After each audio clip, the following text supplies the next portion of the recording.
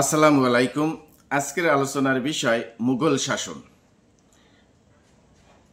1526 থেকে 1857 খ্রিস্টাব্দ পর্যন্ত। ভারতবর্ষে মুঘল সাম্রাজ্যের প্রতিষ্ঠাতা ও প্রথম শাসক জহিরুদ্দিন মোহাম্মদ বাবর 1526 সালে পানিপথের প্রথম যুদ্ধের মাধ্যমে ভারতবর্ষে মুঘল সাম্রাজ্য প্রতিষ্ঠা করেন। বাংলায় মুঘল শাসনের প্রতিষ্ঠাতা সম্রাট আকবর 1576 সালে রাজমহলের যুদ্ধে দাউদ খান কররানীকে পরাজিত করে বাংলায় মুঘল শাসন প্রতিষ্ঠা করেন। মুঘল বংশের শেষ শাসক দ্বিতীয় বাহাদুর শাহ জাফর 1837 থেকে 1857 সালে সিপাহী বিদ্রোহকে সমর্থন করায় ব্রিটিশরা মুঘল বংশের পতন ঘটায় 1858 খ্রিস্টাব্দে। মুঘল আমলে বাংলার নাম ছিল সুবা-ই-বাঙ্গালা। দক্ষ শাসক ছিল 6 জন। মুঘল আমলের দক্ষ শাসক ছিল 6 জন।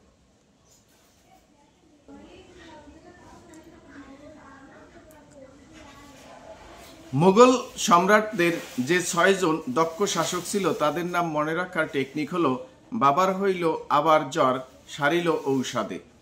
বাবর যে মুঘল সম্রাট প্রথম আত্মজীবনে লিখেন, হইলতে হুমায়ুন বাংলাকে জান্নাতাবাদ ঘোষণা করেন। আবার আকবর মুঘল বংশের শ্রেষ্ঠ শাসক। জ্বর জাহাঙ্গীর তার সুবেদার ইসলাম কা 1610 সালে ঢাকাকে প্রথম রাজধানী করেন। সারিল শাহজাহান প্রিন্স অফ বিল্ডার্স বলা হয়।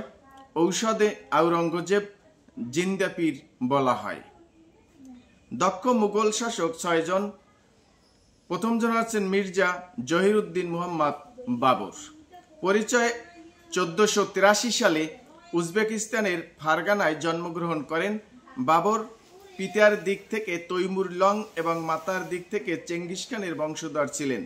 ফারগানার সিংহাসনে বসেন মাত্র 11 বছর বয়সে। শাসনকাল 1526 থেকে 1530 খ্রিস্টাব্দ পর্যন্ত।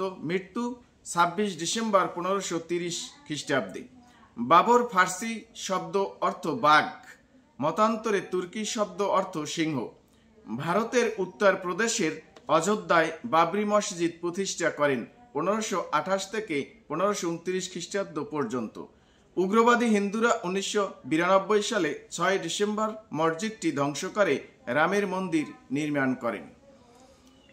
ভারতবর্ষের সামরিক কৌশল হিসাবে তুলঘুমা সর্বপ্রথম ব্যবহার করেন সম্রাট বাবর। সমাধি বাগ-ই-বাবর, কাবুল, আফগানিস্তান। আত্মজীবনী তুজুক-ই-বাবরি বা বাবরনামা তুর্কি ভাষায় লেখা।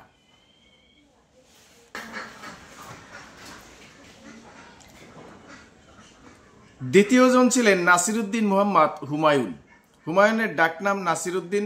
জন্ম 1504 খ্রিস্টাব্দে কাবুলে। সম্রাট বাবরের জ্যেষ্ঠ পুত্র হুমায়ুন। হুমায়ুন অর্থ ভাগ্যবান। শাসনকাল প্রথম 1530 থেকে 1540 খ্রিস্টাব্দ পর্যন্ত। দ্বিতীয় 1555 থেকে 1556 খ্রিস্টাব্দ পর্যন্ত। 1538 সালে গৌর তথা বাংলার সৌন্দর্যে মুগ্ধ হয়ে হুমায়ুন বাংলাকে ঘোষণা করেন জান্নাতাবাদ। মুঘল বংশের শাসক ছিলেন দ্বিতীয়। হুমায়ুনের জীবনীমূলক গ্রন্থের নাম হুমায়ুন নামা। হুমায়ুন নামার লেখক তার বোন গুলবদন বেগম।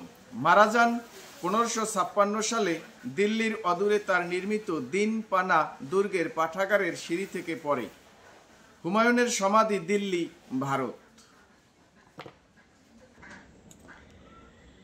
তৃতীয় ছিলেন জালালউদ্দিন মুহাম্মদ আকবর, মুঘল বংশের শাসক তৃতীয়। দিল্লির সিংহাসন আরোহণ করেন মাত্র 13 বছর বয়সে।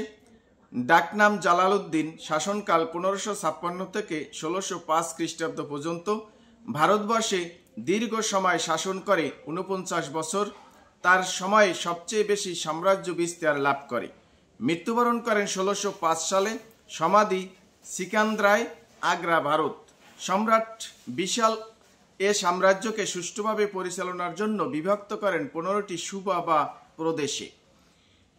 1582 সালে সকল ধর্মের সমন্বয়ে দিন-ই-ইলাহি নামক ধর্মমত প্রবর্তন করেন, যার অনুসারী ছিল 18 জন। সমন্বয়বাদী চিন্তার ধারক বাহক ছিলেন সম্রাট আকবর। আকবর বিবাহ করেন রাজপুত কন্যা যোধাবাইকে। চতুর্থ সম্রাট ছিলেন নুরুদ্দিন মোহাম্মদ জাহাঙ্গীর। নুরুদ্দিন মোহাম্মদ জাহাঙ্গীর ডাকনাম সেলিম। জাহাঙ্গীরকে সম্রাট আকবর বলতেন শেখু বাবা নামে।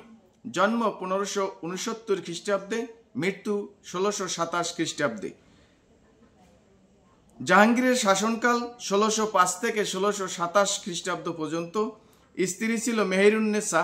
জাহাঙ্গীর আলীকুলি বেগের স্ত্রী মেহেরুন্নেসাকে জোর করে বিয়ে করে নাম দেন নূরজাহান বেগম। নূরজাহান অর্থ জগতের আলো। বারভূইয়াদের পতন ঘটান এবং ইংরেজদের বাণিজ্য কুটির নির্মাণের অনুমতি দেন। জাহাঙ্গীর আত্মজীবনীমূলক গ্রন্থ তুজুকি জাহাঙ্গীর, সমাধি লাহোর, পাকিস্তান। মুঘল বংশের শাসক চতুর্থ। আকবরের সভাকবি আবুল ফজলকে হত্যা করেন জাহাঙ্গীর। নিজের নামে মুদ্রা চালু করেন সম্রাট জাহাঙ্গীর। পঞ্চম সম্রাট ছিলেন সম্রাট শাহজাহান।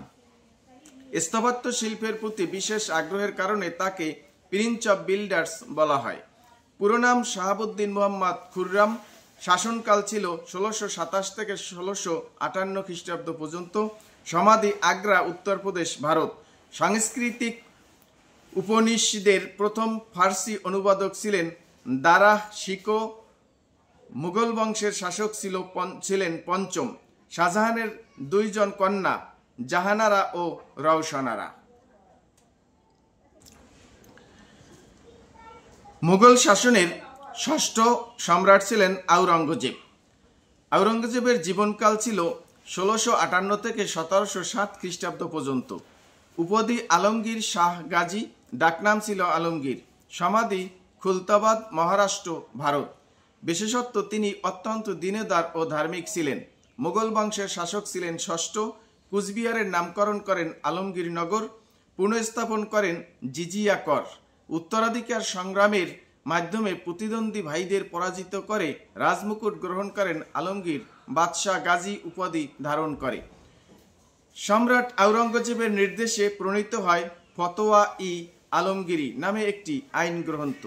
1739 সালে ভারত আক্রমণ করে। মুহাম্মদ শাহ এর শাসনামলে পারস্যের নাদির শাহ কোহিনুর হীরা, ময়ূর সিংহাসন এবং প্রচুর ধনরত্ন পারস্যে নিয়ে আসেন। আওরঙ্গজেবের বাল্য স্মৃতি বিজড়িত ঘটনা নিয়ে রচিত শিক্ষকের মর্যাদা কবিতার লেখক কাজী কাদের নেওয়াজ।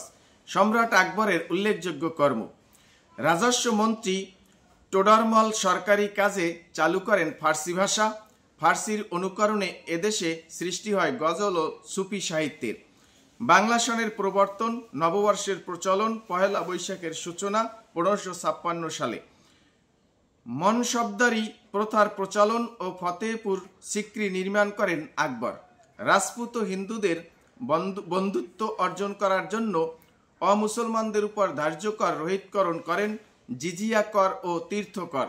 বুলন্দ দরওয়াজা নির্মাণ করেন সম্রাট আকবর। পাঞ্জাবের অমৃতসরে নির্মাণ করেন স্বর্ণ মন্দির, প্রচলন করেন জালালি সন। ফসলি সনের সাথে সম্পর্কিত আকবর। রাজপুত নীতির প্রবর্তক আকবর। আকবরের বিশিষ্ট ব্যক্তিবর্গ। আবুল ফজল সম্রাট আকবরের সভাকবি।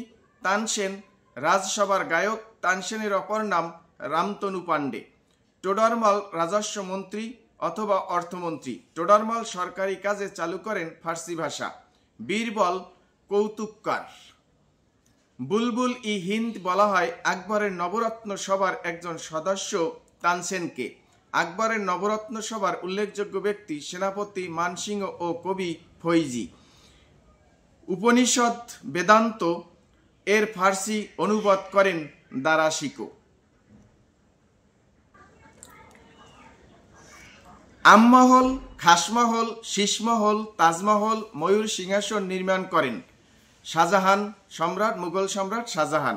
শাহজাহানের উল্লেখযোগ্য কর্ম আমমহল, খাসমহল, শীষমহল, তাজমহল, ময়ূর সিংহাসন নির্মাণ করেন। আগ্রার মতি মসজিদ, দিল্লির জামে মসজিদ, দিল্লির লালকেল্লা নির্মাণ করেন সম্রাট শাহজাহান। লাহোরের শালিমার উদ্যান নির্মাণ করেন। সম্রাট জাহাঙ্গীরের সমাধিক্ষেত্র নির্মাণ করেন শাহজাহানের দুইজন কন্যা ছিলেন জাহানারা ও Roshanara.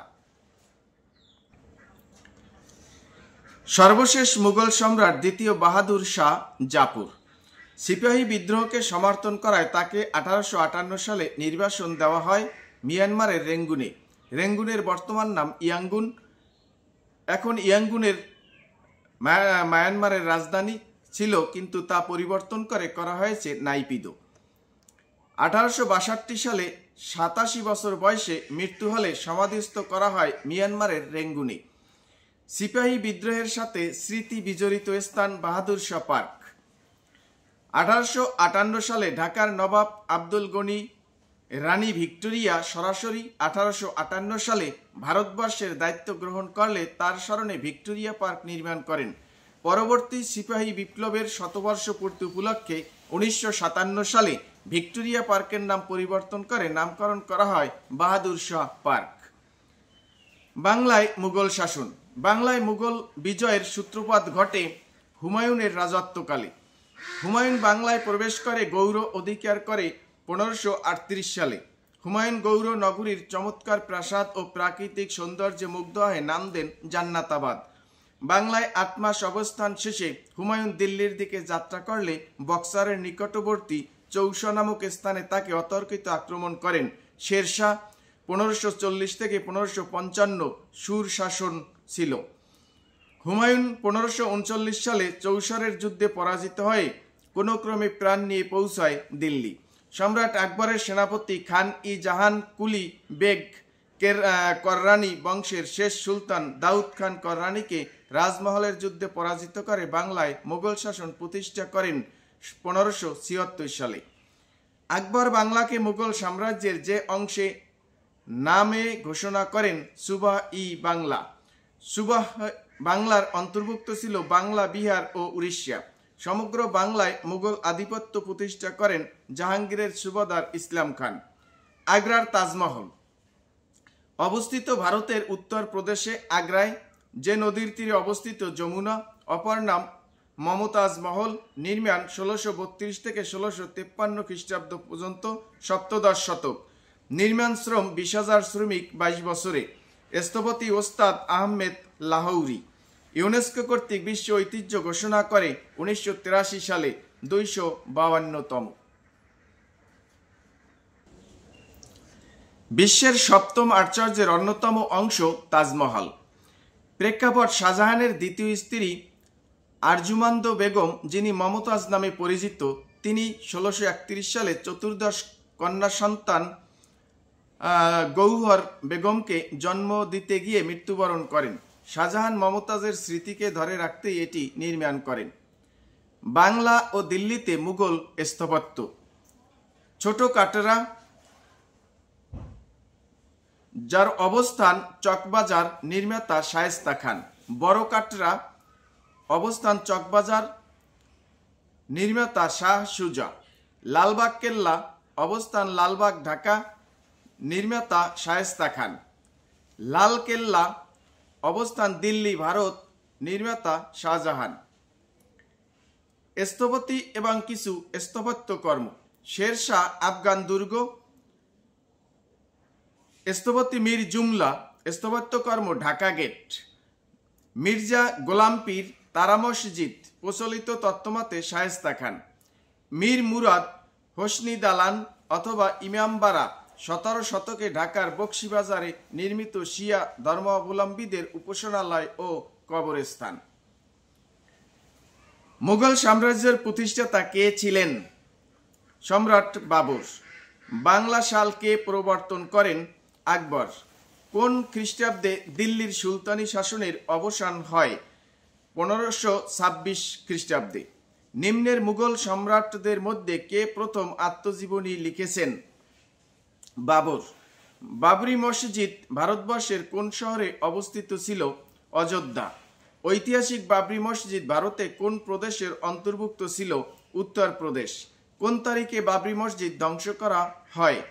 6 December 1992।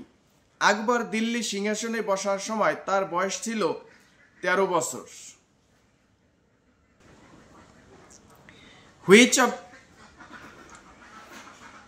Which of the following was the official court language during Akbar's rain, যে আকবরের সময় কোনটি অফিসিয়াল ভাষা ছিল? পার্সিয়ান। এই দেশের সরকারি কাজে ফার্সি ভাষা চালু করেন কে? টোডরমল। কোন আমলে বাংলা গজল ও সুফি সাহিত্য সৃষ্টি হয়? হুসেন শাহী। ভারতের যে সম্রাটকে আলমগীর বলা হতো? আওরঙ্গজেব। ফতোয়া ই আলমগীরি কোন মুঘল সম্রাট সম্পর্কীয়? সম্রাট আওরঙ্গজেব। নাদির শাহ ভারত আক্রমণ করেছিলেন কত সালে? 1739 সালে। শেষ মুঘল সম্রাট বাহাদুর শাহের কবর কোথায়? ইয়াঙ্গুন। পানিপথের তৃতীয় যুদ্ধ হয় 1761 সালে। কোন যুদ্ধের মাধ্যমে ভারতের মুঘল সাম্রাজ্যের পতন ঘটেছিল?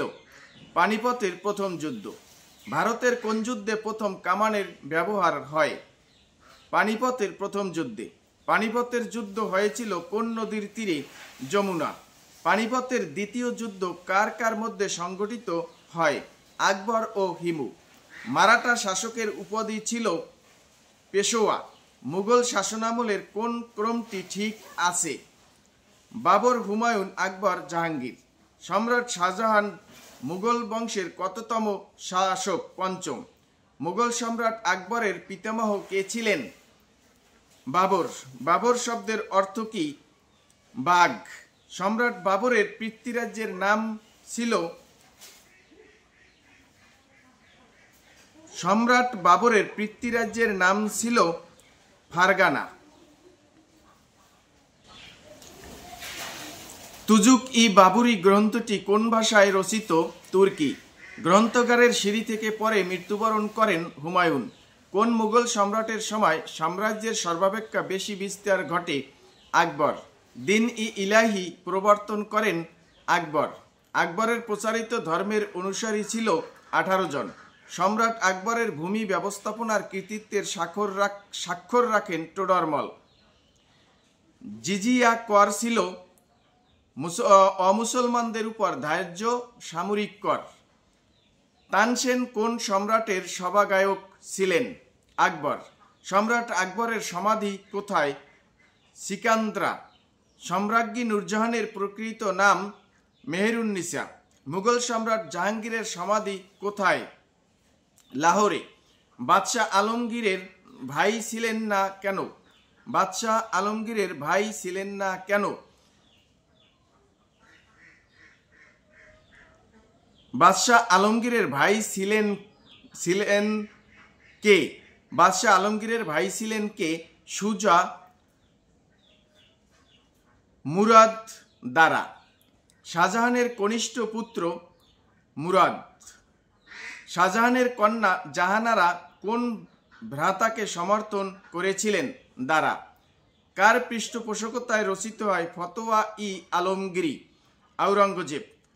আলমগীরনগর কোথায় প্রতিষ্ঠিত হয়েছিল? কুচবিহার। মুঘল সম্রাটদের মধ্যে সর্বাধিক ধর্মপরায়ণ ও খোদাভীরু আওরঙ্গজেব। নাদির শাহ ভারত আক্রমণ করে যে শাসকের সময়? মুহাম্মদ শাহ। শেষ মুঘল সম্রাটের নাম কি? দ্বিতীয় বাহাদুর শাহ। বাংলায় সুবেদারি শাসন। বাংলার সুবেদার মানসিংহ। মানসিংহ আকবরের সুবেদার ছিলেন। 12 ভূঁইয়াদের সাথে যুদ্ধ করেন। মানসিংহ 12 ভূঁইয়াদের দমন করতে ব্যর্থ হন। বাংলার সুবেদার ইসলাম খান। ইসলাম খান সম্রাট জাহাঙ্গীরের সুবেদার ছিলেন। 12 ভূঁইয়াদের দমন করেন। রাজমহল থেকে ঢাকাতে প্রথম রাজধানী করেন 1610 সালে। ঢাকার নামকরণ করেন জাহাঙ্গীরনগর। ঢাকার ধোলাইখাল খনন করেন। নৌকা বাইচের প্রচলন করেন। বাংলার সুবেদার শাহ সুজা। শাহ সুজা সম্রাট শাহজাহানের সুবেদার ছিলেন। সম্রাট শাহজাহান ও মমতাজের দ্বিতীয় পুত্র ছিলেন। বিনা শুল্কে ইংরেজদের অবাধ বাণিজ্য সুবিধা দেন। ঢাকার চকবাজারে বড় কাটরা নির্মাণ করেন। বাংলার সুবেদার মীর জুমলা 1660 সাল থেকে 1663 সাল পর্যন্ত। মীর জুমলা সম্রাট আওরঙ্গজেবের সুবেদার ছিলেন। ঢাকা বিশ্ববিদ্যালয় অবস্থিত ঢাকা গেট নির্মাণ করেন। 1663 সালে আসাম যুদ্ধ করেন শাহ সুজার সাথে। ঢাকার ওসমানী উদ্যানে সংরক্ষিত কামানটি মীর জুমলা আসাম যুদ্ধে ব্যবহার করেন। মুন্সিগঞ্জের ইন্দ্রিয়াকপুর দুর্গ নির্মাণ করেন। বাংলার সুবাদার শায়েস্তা খান 1664 থেকে 1688 সাল পর্যন্ত। শায়েস্তা খান ছিলেন আওরঙ্গজেবের মামা ও সুবেদার। চট্টগ্রাম ও সন্দ্বীপ দখল করেন। চট্টগ্রামের নাম রাখেন ইসলামাবাদ। চট্টগ্রাম থেকে পর্তুগিজ জলদস্যুদের বিতাড়িত করেন। ঢাকায় লালবাগ কেল্লা নির্মাণ করেন। চকবাজারে ছোট কাটেরা ও চক মসজিদ নির্মাণ করেন। ঢাকার মোহাম্মদপুরে তার সময় তার পুত্র উমিদ খাঁ 7 গম্বুজ মসজিদ নির্মাণ করেন। মির্জা আবু তালিব ইতিহাসে শায়েস্তা খান নামে পরিচিত। বাংলায় স্থাপত্য শিল্পের বিকাশ ঘটে শায়েস্তা খানের সময়। টাকায় 8 মণ চাল পাওয়া যেত শায়েস্তা খানের সময়। ঢাকার নারিন্দায় বিনত বিবির মসজিদ নির্মাণ করেন। বাংলায় সুবেদারি শাসন চালু হয় মুঘল আমলে। বাংলায় প্রথম সুবাদার ছিল ইসলাম খাঁ। মুঘল আমলে বাংলার নাম ছিল সুবা বাংলা। সমগ্র বাংলায় সুবেদারি শাসন প্রতিষ্ঠা করেন জাহাঙ্গীর। ইউরোপীয়রা প্যারাডাইস অব নেশন হিসাবে বর্ণনা করেন সুবা বাংলাকে। কোন মুঘল সুবেদার চট্টগ্রাম দখল করে এর নাম রাখেন ইসলামাবাদ? শায়েস্তা খান। কোন মুঘল সম্রাট তার শাসনকালে বাংলায় প্রতিষ্ঠা লাভে ব্যর্থ হয়েছিল? সম্রাট হুমায়ুন। বাংলায় মুঘল সাম্রাজ্যের প্রতিষ্ঠাতা আকবর। ঢাকা শহরের গোড়াপত্তন হয় মুঘল আমলে। সম্রাট শাহজাহানের কোন পুত্র বাংলায় শাসনকর্তা ছিলেন? শাহ সুজা। মীর জুমলার কামানটি কোন যুদ্ধে ব্যবহৃত হয়? আসাম যুদ্ধে। কোন মুঘল সম্রাট বাংলাকে জান্নাতুল সুবা বা স্বর্গীয় প্রদেশ বলে আখ্যায়িত করেছিলেন? হুমায়ুন। রাজমহলের যুদ্ধ কখন অনুষ্ঠিত হয়েছিল? 1576 সালে। সুবা বাংলা বাংলা বিহার উড়িষ্যা। মুঘল আমলে সুবা বাংলার রাজধানী রাজমহল। ঢাকা শহর প্রতিষ্ঠা করেন ইসলাম খান। শায়েস্তা খানের আমলে 1 টাকায় চাল পাওয়া যেত 8 মণ। নবাবী শাসন। নবাব ছিল মুর্শিদ কুলি খান, আলীবর্দী খান, সিরাজউদ্দৌলা, মীর কাসিম।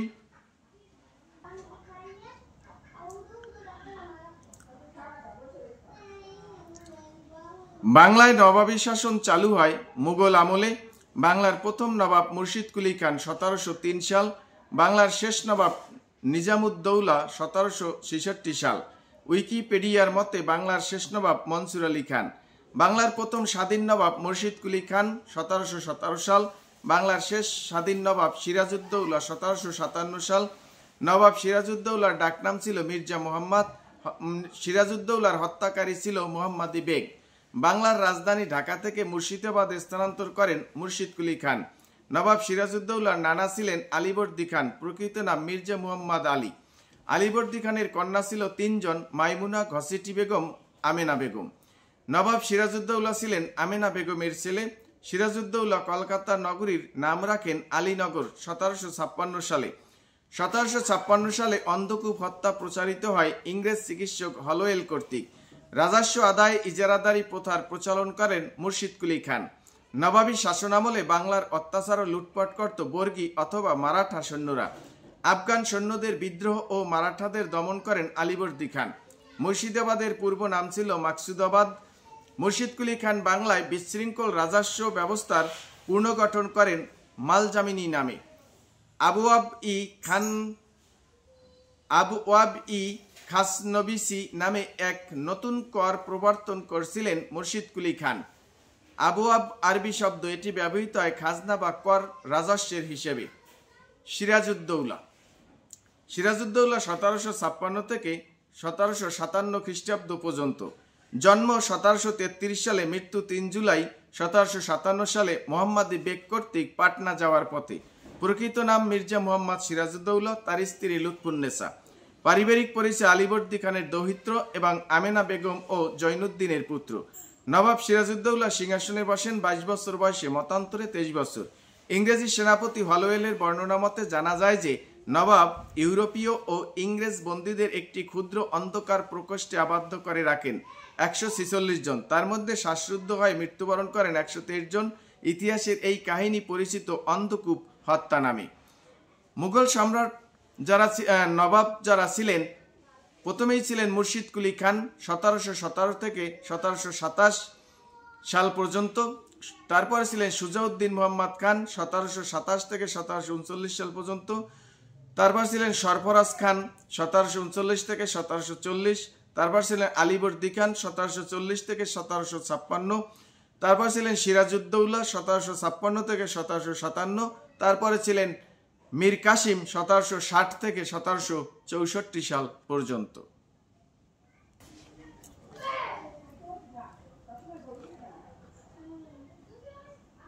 পলাশী যুদ্ধের ইতিহাস। 1757 সালের 23 জুন ভাগীরথী নদীর তীরে পলাশীর প্রান্তরে নবাবের সাথে ইংরেজদের যুদ্ধ হয়। যুদ্ধক্ষেত্রে নবাবের প্রধান সেনাপতি মির্জাপুর, জগৎ শেঠ, রায়দুর্লভ, ইয়ার লতিফ, উমিচাঁদ প্রমুখ তাদের সৈন্য বাহিনী সহ নিষ্ক্রিয় দর্শকের ভূমিকা পালন করলেও মীর মদন মোহনলাল সিনফ্রে প্রমুখ দেশপ্রেমিক সৈনিকগণ ইংরেজদের বিরুদ্ধে প্রাণপণ যুদ্ধ করেন। মীর মদন মোহনলাল ইংরেজদের উপর কঠিন আঘাত এনে তাদের বিপর্যস্ত করে পলাশীর আমবাগানে আশ্রয় নিতে বাধ্য করেন। এ সময় হঠাৎ গোলার আঘাতে মীর মদন মারা যান। মোহনলাল আহত হন। শেষ পর্যন্ত দেশদ্রোহীদের ষড়যন্ত্রে নবাব 50,000 সৈন্য নিয়েও মাত্র 3,000 ইংরেজ সৈন্যের কাছে পরাজিত হন। বাংলার স্বাধীনতার সূর্য অস্তমিত হয়। পরে নবাবকে মির্জাপুরের ছেলে মিরনের নির্দেশে মোহাম্মদী বেগ হত্যা করে। মীর কাসিম 1760 থেকে 1763 খ্রিস্টাব্দ। মীর জাফরের জামাতা ছিলেন মীর কাসিম। ইংরেজ প্রভাবমুক্ত করতে বাংলার রাজধানী মুর্শিদাবাদ থেকে স্থানান্তরিত করেন মুঙ্গেরে। মীর কাসিম এক মৈত্রী জোট গঠন করেন অযোধ্যার নবাব সুজাউদ্দৌলা এবং দিল্লির মুঘল সম্রাট দ্বিতীয় শাহ আলমের সঙ্গে। বক্সারের যুদ্ধ হয় 22 অক্টোবর 1764 সালে মীর কাসিম ও ইংরেজদের মধ্যে। বক্সারের যুদ্ধের ফলে ভারতীয় উপমহাদেশে ইংরেজরা নিশ্চিতভাবে প্রতিষ্ঠা লাভ করে। ইউরোপীয় বণিক সম্প্রদায়ের মধ্যে সর্বশেষ উপমহাদেশে আসেন ফরাসিরা। ফরাসিরা শক্তিশালী বাণিজ্য কুটি নির্মাণ করেন সুরাট, মছলিপট্টনম, পন্ডিচেরি, চন্দননগর, পশ্চিমবঙ্গ, কাশিমবাজার, কালিকট। 1760 সালে ফরাসিদের উপমহাদেশে প্রভাব ও প্রতিপত্তি ধূলিসাৎ হয়ে যায় বন্দিবাসের যুদ্ধে ইংরেজদের কাছে পরাজিত হওয়ায়। বাংলার প্রথম স্বাধীন নবাব কে ছিলেন? মুর্শিদ কুলি খান। কোন মুঘল সুবেদার বাংলার রাজধানী ঢাকা হতে মুর্শিদাবাদে স্থানান্তর করেন? মুর্শিদ কুলি খান। মুসলমান শাসনামলে এদেশে এসে অত্যাচার ও লুট করেছে কারা? বর্গীরা। বর্গী শব্দটি কোন ভাষা থেকে এসেছে? মহারাষ্ট্রীয়। নবাব সিরাজউদ্দৌলার পিতার নাম কি? জয়নুদ্দিন। পলাশী যুদ্ধের অন্যতম ক্রীড়ানক ঘসেটি বেগম কাকে ক্ষমতায় বসানোর ষড়যন্ত্রে লিপ্ত হয়েছিল? শওকত জং। বাংলার নবাবী শাসন কোন সুবেদারের সময় থেকে শুরু হয়? মুর্শিদ কুলি খান। একসময় বাংলা, বিহার ও উড়িষ্যার রাজধানী মুর্শিদাবাদের প্রাক্তন নাম ছিল মাকসুদাবাদ।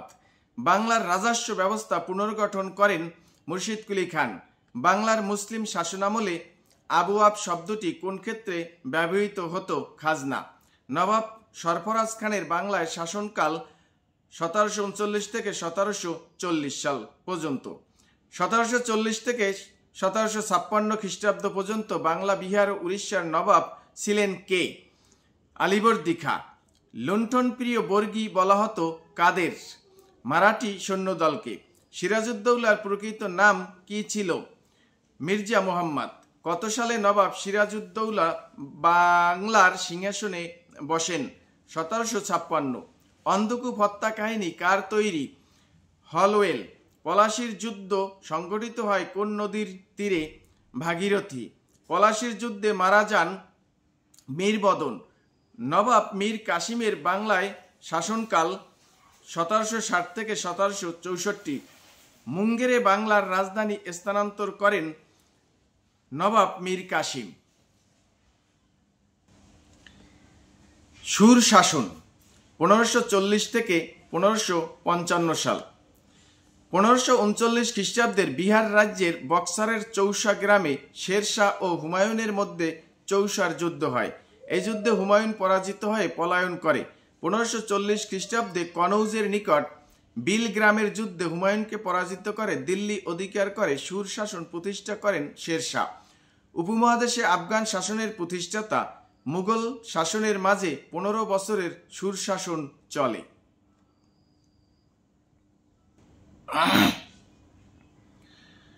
শেরশাহের জন্ম 1486 খ্রিস্টাব্দে বর্তমান ভারতের সাসারামে।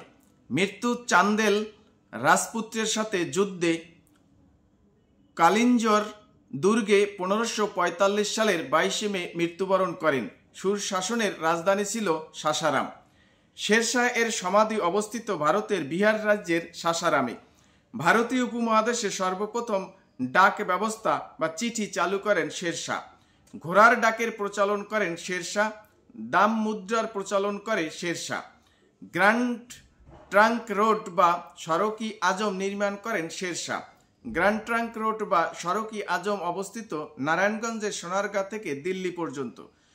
কবুলিয়াত ও পাট্টা ব্যবস্থা, ভূমি রাজস্ব ব্যবস্থা প্রচলন করে শেরশাহ। শেরশাহ এর অমর কীর্তি ভূমি রাজস্ব ব্যবস্থার ল্যান্ড রেভিনিউ সিস্টেম সংস্কার। 1540 থেকে 1545 খ্রিস্টাব্দে পর্তুগিজদের বাংলা থেকে বিতাড়িত করেন শেরশাহ। শেরশাহ ঢাকা কেন্দ্রীয় কারাগারে নির্মাণ করেন আফগান দুর্গ। ভারত উপমহাদেশে ডাক ব্যবস্থা প্রবর্তন করেন কে? শেরশাহ। এমং হুইচ বিখ্যাত গ্র্যান্ড ট্রাঙ্ক রোডটি বাংলাদেশের কোন অঞ্চল থেকে শুরু হয়েছে? নারায়ণগঞ্জ জেলার সোনারগাঁও। কবুলিয়ত ও পাট্টা প্রথার প্রবর্তক শেরশাহ। শেরশাহ সুরের সমাধিসৌধ কোথায় অবস্থিত? সাসারাম। গ্র্যান্ড ট্রাঙ্ক রোডের নির্মাতা শেরশাহ। আমি বিশ্বাস করি যে কেউ কিছু পাওয়ার উপযুক্ত হলে জগতের কোনো শক্তিই তাকে বঞ্চিত করতে পারে না, কথাটি বলেছেন স্বামী বিবেকানন্দ। বারো ভূঁইয়া। 1576 সালে মুঘল সম্রাট আকবর ও দাউদ খান কররানীর মধ্যে রাজমহলে যুদ্ধ হয়। সম্রাট আকবর কররানীকে পরাজিত করে বাংলায় মুঘল শাসন প্রতিষ্ঠার প্রচেষ্টা করলে বাংলার অনেক শাসক বিদ্রোহ করে। বাংলার বড় বড় জমিদাররা মুঘলদের অধীনতা মেনে নেয়নি। ভাটি অঞ্চলের জমিদারগণ তাদের নিজ নিজ জমিদারিতে স্বাধীন ছিলেন। স্বাধীনতা রক্ষার জন্য এরা একজোট হয়ে মুঘল সেনাপতির বিরুদ্ধে ঝাঁপিয়ে পড়েন। বাংলার ইতিহাসে ভাটি অঞ্চলের এই জমিদারগণ 12 ভূঁইয়া নামে ইতিহাসে পরিচিত। 12 ভূঁইয়া হল বাংলার অসংখ্য জমিদার বা 12 জন জমিদারকে বোঝায়। 12 ভূঁইয়াদের মধ্যে ছিলেন ঈশা খাঁ, রাজা প্রতাপাদিত্য, চাঁদ রায়, কেদার রায়, ফজল গাজী, রামকৃষ্ণ, পীতাম্বর প্রমুখ ব্যক্তিবর্গ। 12 ভূঁইয়াদের নেতা ঈশা খাঁ কিশোরগঞ্জ জেলার পাকুন্দিয়া উপজেলার এগারসিন্দুর গ্রামে অনেকগুলি নদীর সংযোগস্থলে অবস্থিত একটি দুর্গে শক্তিশালী সামরিক ঘাঁটি গড়ে তোলেন, যা পরিচিত এগারসিন্দু নামে। 12 ভূঁইয়াদের নেতা ছিলেন ঈশা খাঁ। সময় 1529 থেকে 1599 খ্রিস্টাব্দ। ঈশা খাঁ রাজধানী প্রতিষ্ঠা করেন সোনারগাঁও, নারায়ণগঞ্জ। 12 ভূঁইয়াদের মধ্যে শ্রেষ্ঠ ছিলেন ঈশা খাঁ। ঈশা খাঁর মৃত্যুর পর নেতা হয় তার ছেলে মুসা খাঁ। 12 ভূঁইয়াদের মধ্যে অন্যতম শক্তিশালী ছিলেন যশোরের প্রতাপাদিত্য। ফোর্ট উইলিয়াম কলেজ থেকে প্রকাশিত বাঙালি কর্তৃক প্রথম গদ্য গ্রন্থ রাজা প্রতাপাদিত্য, লেখক রামরাম বসু। 12 ভূঁইয়াদের দমনের চেষ্টা করে ব্যর্থ হন সম্রাট আকবরের সুবেদার মানসিংহ।